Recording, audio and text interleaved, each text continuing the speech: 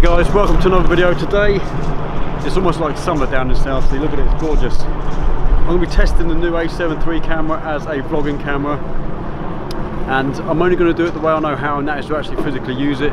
You see a lot of videos of people doing comparisons against other cameras. This isn't going to be one of those videos. It's not going to be a massive specs video. It's going to be me using this camera, vlogging. I've got some stuff to do today. I'm going to take you with me on my day-to-day vlogging, and hopefully you'll be able to see whether this is any good as a vlogging camera. So let's get into this. You come with me today and we'll have a good fun day, and hopefully we'll get some nice video with this camera. Let's do this. My name is Andy Hornby, photographer and vlogger. 15 years ago I started teaching myself photography. Today I travel the UK as a professional wedding photographer, landscape photographer and filmmaker. Learn from my experiences, my mistakes and my tips and advice. Join me on my photography adventures. Before I come to that, I want to just quickly explain how I've been using this camera up until now, because you've seen a few of my videos. You will know that I've been shooting a bit of 4K on this camera, and it is pretty awesome. However, that's not my current vlogging setup. I don't shoot 4K. It's nice to be able to shoot 4K, but with this camera you can shoot 120 frames a second, but not in 4K. So today I'm going to be shooting this on the A7 III at 1080p, and I'm going to get some nice cinematic footage of some slow-mo stuff later on, and hopefully it's going to complement the video and show you that as a vlogging video you can do so much more with this camera than you can with most other camera systems out there currently in use. So the other thing I do with my vlogging camera is I don't generally have it set up on a tripod. This is on a tripod. I'm talking to the camera. It's how I've done most of my other setups up until now with the A7 III. But as a vlogging camera you need something handheld, and as you've seen with my other setup, I actually use a little gorilla pod which works best handheld for me and my vlogging setup. What I'm going to do now is going to switch over to my gorilla pod. We're going to go for a wander, and I'm going to explain to you what we're going to be doing today. So let's get into this.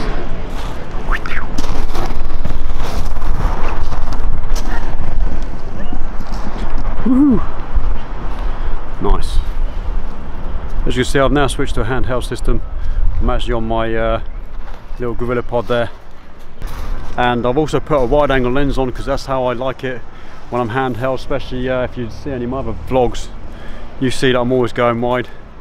The only problem and the first issue I found with this system is obviously it doesn't have a flip out screen, so you don't get to see your exposure too well. You're going to have to calculate that and hope for the best sometimes. And the other thing as well is I'm actually wearing polarizing sunglasses, and if you look at the back of the screen, for a while I thought I broke my camera. It was just pitch black, I couldn't see anything, so it gets polarized and you don't see it. So bear that in mind if you're looking at the back of your camera and it's black. If you've got shades on, check your shades, take them off, and you'll understand what I mean. Right, for today what I'm going to be doing is actually scouting a location. I've got a model photo shoot next weekend, and I'm looking for an area around South Sea that has graffiti, and I've done a little bit of googling. I know where I want to go, but today I thought it'd be good to do it as a vlog, so you guys can see how well this camera stacks up. I'm going to be doing some various other bits and pieces, some B-roll, some cinematic stuff with slow-mo, which I've told you I can't actually do with my other camera system, so that would be good to see and see how it comes out. And it's a really nice day, so I'm going to get a bit of a suntan. If I turn out like a lobster later by the end of this video, it's because I burn really quick and I haven't got any suntan lotion, so that might be something we need to get. Anyway, let's get cracking. We're going to have a look around South Quay Pier quickly and do a quick almost hyperlapse type video of that and see what happens there. Let's get into this.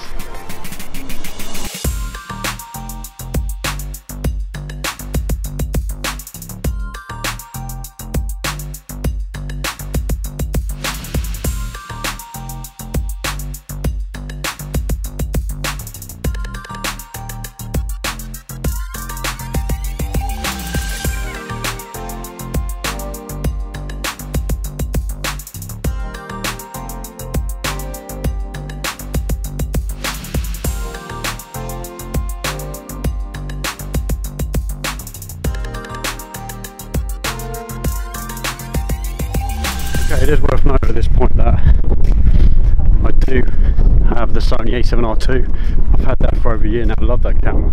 It's been my primary wedding camera for stills since I got it, and it's an absolute workhorse. It's brilliant. But for me, the idea of buying the Sony A7 III, not only has it got a better autofocus system, it might be more of a viable hybrid camera. Now what I mean by that is that at weddings, the idea for me has been to not only shoot stills, but also to get some video as well of weddings. It's another avenue of getting some more money, I'm afraid. That's consumerism, right? But it's something else I can offer a wedding couple. Now, up until now I've done behind the scenes footage, but that's all been shot on my Canon A7iii. The ease of use of that camera is amazing. The Canon A7iii you can't go wrong with. It's a pretty stable system at 1080p, but the Sony A7 III could potentially replace that as being a more in front of the camera video at weddings, shooting hybrid stills and video, and I'm hoping it'll make a huge difference to my photography and my business as a whole. So for me, the main idea of getting the Sony A7 III was to become my primary camera at weddings, mainly because the focus system is pretty much second to none at the moment, unless you're forking out twice as much, and the ability to shoot 4K video at a push of a button, it just, wow, that amazes me. That's going to take my photography and my videography to another level. It's hot out here. Let's carry on.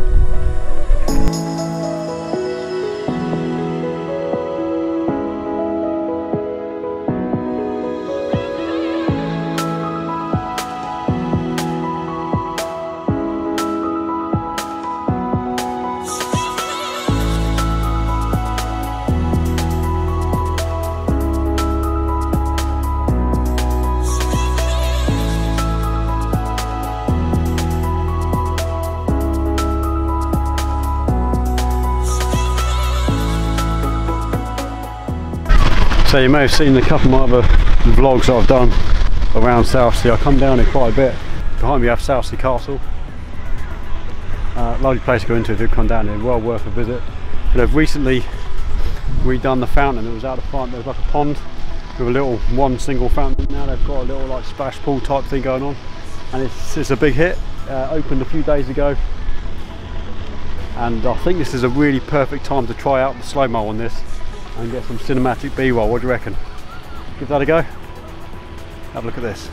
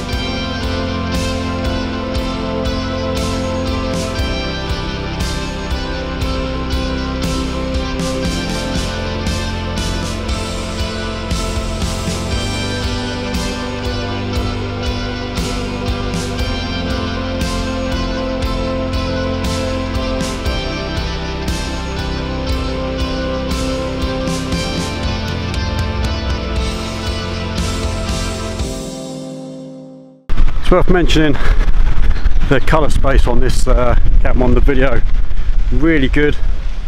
I've had to play around with it before. The Canon though, I've got to come back to my Canon. I love Canon colours, always have done. For skin tone it's beautiful, straight out of the camera, perfect. But when I look at when I try and grade my Canon video for like B-roll and stuff and get a nice cinematic look, it doesn't quite do as well as this does, and I get some really nice cinematic looks from the thing. I don't understand the science behind it. I'm not very good with the specs of what they mean, S-log, all that stuff. I don't really do with that kind of business. I'm a photographer, I'm not a videographer, I don't really understand it. But from the little I do understand, I can tell you that the video that comes out of this, an S-log 2, is pretty damn perfect. And for grading, when you get into a program like Final Cut, I use Final Cut Pro or any of those others, you probably find that grading your video is a lot easier and you get more out of it and you push things a bit further than other camera systems. Now for me, I also use a Canon A7iii. I try and get as much cinematic footage out of that as I can, but it's like the way I liken it anyway, this is how I liken it, to using a RAW file and a JPEG. If you're shooting JPEG, you want it better straight out of the camera because there's not a whole lot you can do with it afterwards. But if you're shooting in RAW, then obviously there's plenty more you can do with it. It's the same sort of thing in my mind with the video that I get from this.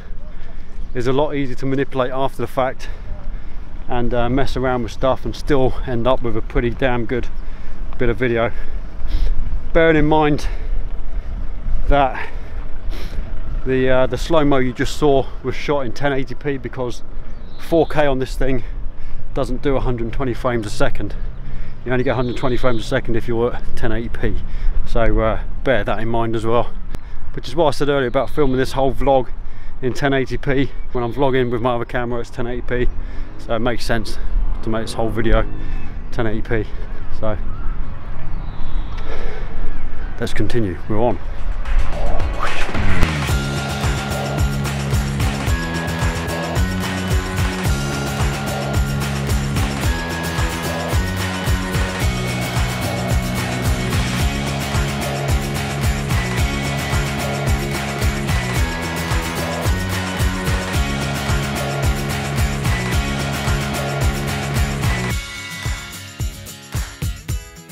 Wow,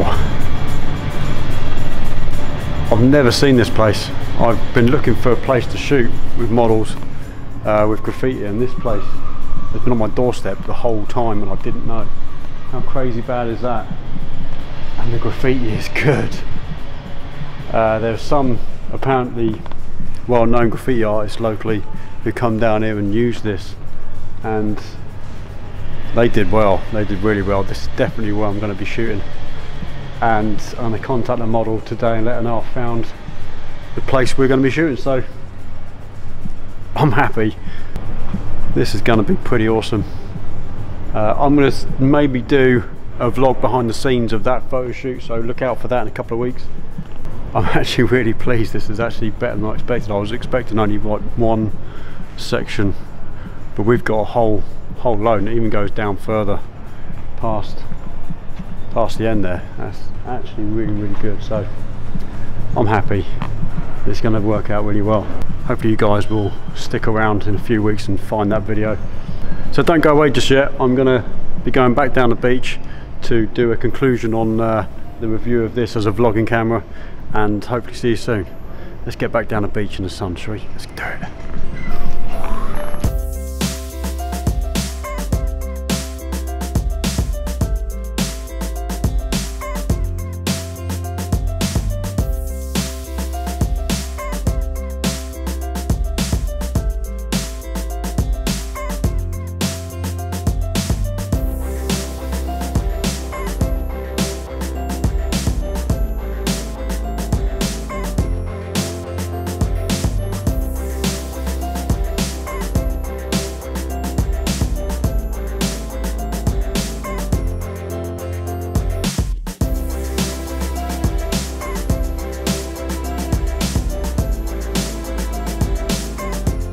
So as a vlogging camera, does this stack up?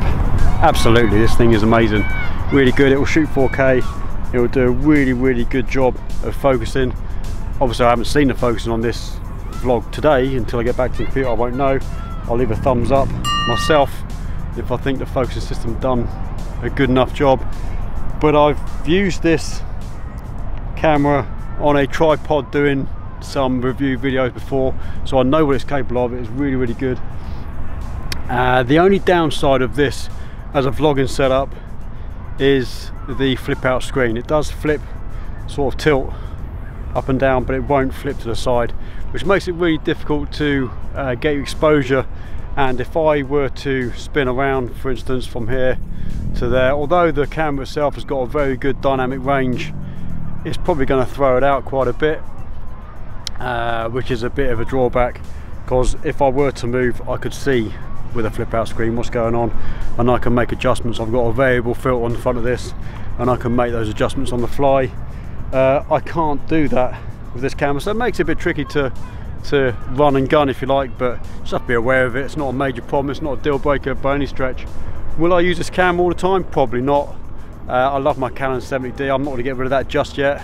It's a good little setup, and for run and gun it's really good. I have to mention that I've got a Rode Video Mic Pro on this, and it's caused me some issues in the wind. You might have seen some of my review videos before where I've had issues with the sound, and that's been due to the wind. Now if I do exactly the same vlog on my A7iii, it doesn't happen. If I find somewhere where there's no wind, it works fine. Maybe it's just hypersensitive to the wind in this camera. I don't know what it is. I'll have to keep a lookout and maybe do some more tests on it, but that has caused an issue. I've already recorded this ending to this video once already down on the seafront. It's quite windy down there, and I'm able to listen back to the bit of the video. I had a listen, I could hear the bitty in and out of the audio was quite bad again, like it was before, so I've re-recorded it now. So that I'll have to keep an eye on and maybe do a workaround, or have a look or review that and see what it is, whether it's my mic, which I don't think it is the mic, because like I said, I use the mic on my A7iii all the time. I've been in windier situations than that and it's worked absolutely fine, so I don't know what it is. But yeah, as a vlogging setup, this is pretty good. It will shoot 4K. I haven't shot 4K today, and the reason why is because I don't shoot 4K with my other camera setup. I wanted to try and make it as hello, that's all right. Look at you. That's all right, no problem at all, that's fine. So I haven't used this camera today with the 4K, and the reason why is because I wanted to include some of the slow-mo stuff. Now you can't record slow-mo in 4K, so I thought it'd be a bit pointless having an entire vlogging 4K setup and then having to go back down to 1080p for the cinematic looking stuff. So I kept it at 1080p, and I already vlog in 1080p anyway, and most people today don't all have 4K set up to watch. I mean, some people have got 4K on their phones maybe, but not everyone's got 4K TV at the moment. So is there any point in shooting 4K? It's nice to have, it looks good, but it's not always practical and it's not always going to be the case. So as far as this video goes, I finished. I'm happy with this as a vlogging camera. Like I say, I do my reviews like this actually using the kit. I don't want to be talking about the settings all the time. I don't want to be comparing it like camera to camera, footage to footage with other cameras. I'll get this back, I'll see if the autofocus is any good, and if it is, you know, bang on. To optimize the autofocus, put face detection on. It's going to do a lot better job of finding a face and focusing than if you don't. Like I said, I've seen some reviews of this camera and the autofocus looked bad, but then they've then said that the face detection is turned off, so you got to wonder what they're not using it to the best of its ability, right? I'm going to review my hardware by using it. I'm not going to review it by sitting at a desk and letting you know what the settings are and what it can do. I'm actually going to show you. So I'm happy with the footage I've got today. I've looked at it a little bit in the back of the camera, and I think it looks pretty damn good. Hopefully you guys like it too. If you do, please slap a thumbs up on this video. That will always help me out. And if you haven't done so already, please subscribe to my channel. I'm going to be doing a lot more reviews of this camera and various different things. I'm getting asked questions all the time. If you have a question, please slap it in the comments down below. Let me know what you think. Keep them constructive, and please bear in mind that I'm a photographer, not a videographer, so I know I haven't really gone into the detailed specs of this camera, because I'll be honest with you, I don't really know them, and to be honest, I don't really care. As long as it does the job I need it to do, that's all I need it to do. I don't need to know what S-Log is or what it does. I just need to know that it works, right? And it does work. So please keep your comments constructive. Like I said, if you haven't done so already, please subscribe to my channel and hit the notification bell so you get updates of all my next videos. And on a very sunny South Sea, and I'm starting to burn already. I need to get in some shade somewhere, potentially get a drink, because I'm thirsty as a goat. I'm gonna say goodbye. So until the next video, keep shooting, and I'll speak to you soon. Take care. Bye.